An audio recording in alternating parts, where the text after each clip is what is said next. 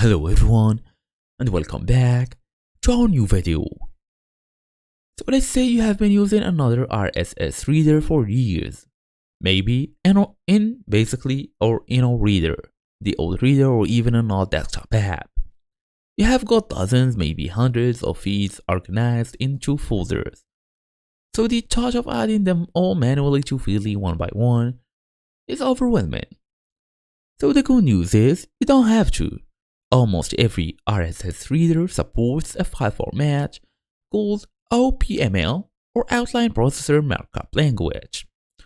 It's basically a standardized format that would allow you to export your entire subscription list from one reader and import it into another. According to multiple Feedly guides, importing an OPML file is simple and takes just a few clicks.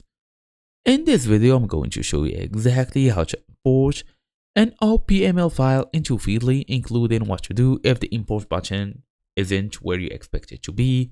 Let's get into it. So OPML stands for Outline Processor Markup Language. It's an XML-based file format designed to exchange structured lists of information between different applications.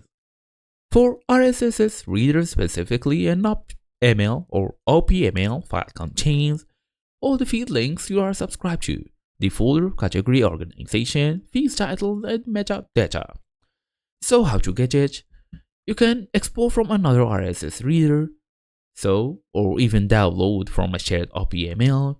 You can also create your own. You can manually create an OPML file using a text editor, but it's easier to export it from somewhere else. And that's it. So thank you all for watching, and I'll see you all in the next video.